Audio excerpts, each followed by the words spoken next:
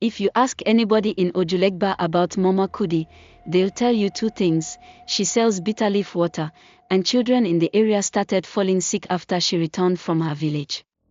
Me, I wasn't sure what to believe. I only knew what I saw. It started the week after school resumed.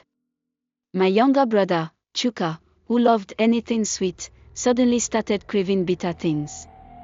First, he started drinking scent leaf. Then, palm wine. And then, he met Mama KUDI.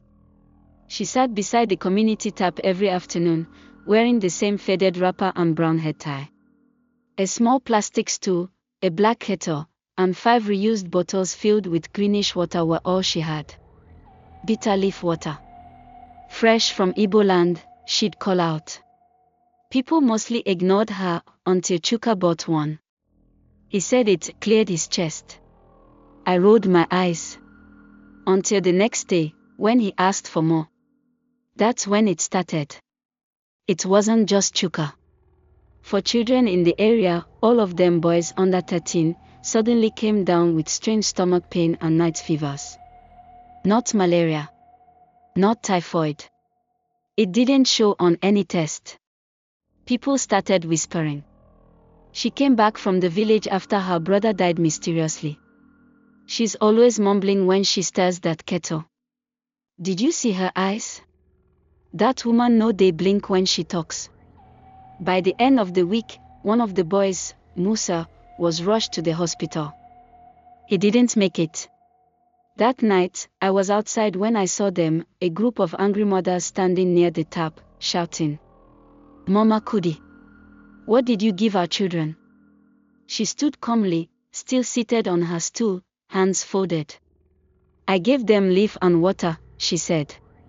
"Ask your sons what they've eaten inside your own houses." Someone slapped the kettle off her table. She didn't react. By morning, her stall was gone. Just footprints where her stool used to be. Chuka had hidden one of her bottles under his bed. I found it when I was cleaning.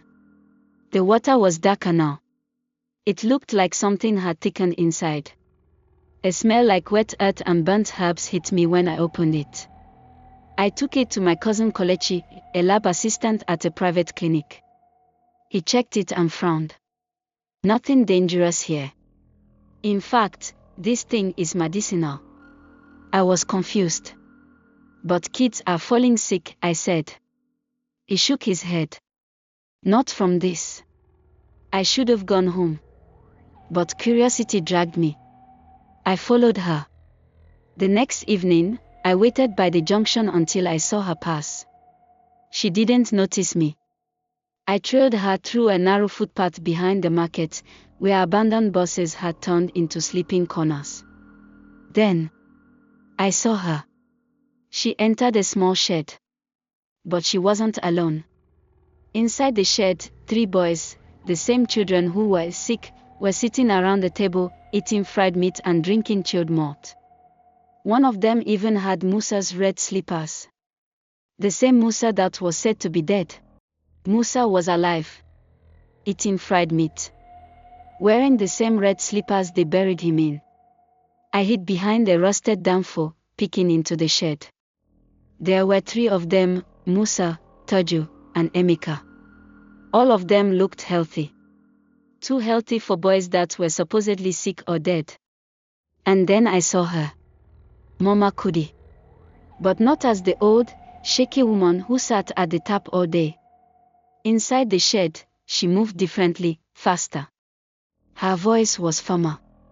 "What did I tell you?" she snapped at Musa. "You want carry slippers go wear for house? Them go recognize 'em. Are you mad?" Musa looked down, ashamed. "Sorry, Mama. Mama." That word hit me. So she knew them.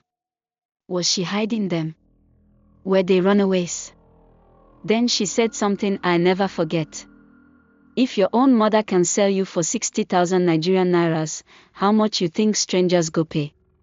I stayed there, frozen, trying to make sense of what I just heard.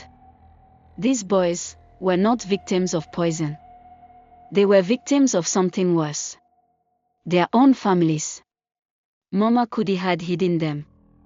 And everyone thought she was the danger. Back home, Chuka was getting worse. His fever came and went. And the more I asked him questions, the more he avoided me. So I pressed harder. That night, he finally confessed. They came to my school. 2 men. They gave me biscuits and said if I followed them, I'd get a phone. But Musa pulled me back. Musa? I asked. He nodded. He was hiding behind the fence. He said they tried to carry him before.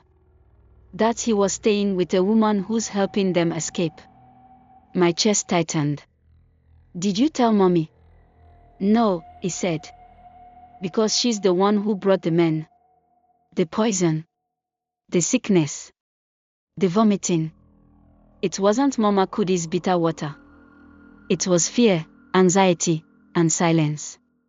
These boys had all escaped something dark at home, and she was sheltering them. The same people shouting which were the ones selling their children behind closed doors. And the woman everyone hated. She was saving them. The next day, a mob came. They dragged Mama Kudi from her compound. People were clapping, shouting, she's the one poisoning the land. Let her confess. They stripped her wrapper. They burnt her stove. They smashed her kettle. All she said was, they will speak one day. Even if I die today, they will speak. And they almost did kill her. But just before they lit the fire, a voice came from the back. Mama Kudi didn't hurt us. It was Musa. Alive. In public. And behind him, 5 other boys. All sick. All missing. Their shirts were torn. One still had bruises. But they were alive. The crowd fell silent. Everyone had seen his burial picture. Everyone believed he died. Now, here he was, dusty, barefoot, alive, standing beside the woman they were about to burn.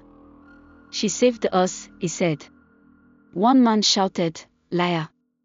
Your mother said you died. My mother, Musa said slowly, sold me. You could feel the air change. Faces dropped. Eyebrows lifted. Some looked away. He turned to Mama Kudi and held her arm. She gave us food. She told us not to go near the main road. She beat me when I tried to sneak out. And yes, she made us drink bitter leaf water every day. The crowd murmured. Because that was the only thing keeping us clean. She said if they ever caught our scent, they'd come for us again. One of the women in the crowd fainted. Another child, Toju, stepped forward too. My uncle took money from 2 men and told them where I sleep. Then Emeka. They were planning to traffic me to Libya. The accusations came like gunshots. And all this time, the woman who was blamed, the one they mocked, stoned, insulted, was the only one trying to protect them. Police were called. Mama Kudi was taken to the station, not as a criminal, but now as a witness. That same night, 2 parents and 1 local court member were arrested after names were revealed. One woman confessed she sold her son to raise money for a new shop. The sickness. The vomiting. The fevers. The hospital later confirmed, all psychological. Symptoms of stress, PTSD, and fear, not poison. Chuka finally told the full truth. He had never been sick. He had seen something in the bush, the men who came for Musa. He was scared to speak. So Mama Kudi gave him bitter leaf and told him, drink. It will guard your mouth from liars. It wasn't medicine. It was protection. And it worked. Because when those same men returned, Chuka refused to follow. They were arrested 2 streets away, caught with rope, cash, and fake ID. 1 week later, Mama Kudi sat under a new umbrella at the tap. Same stool. Same brown head tie. This time, people greeted her with a smile. Mama KUDI, God bless you. Mama, make I buy one bottle? She would smile and say the same thing. The water is bitter, but not everything bitter is bad.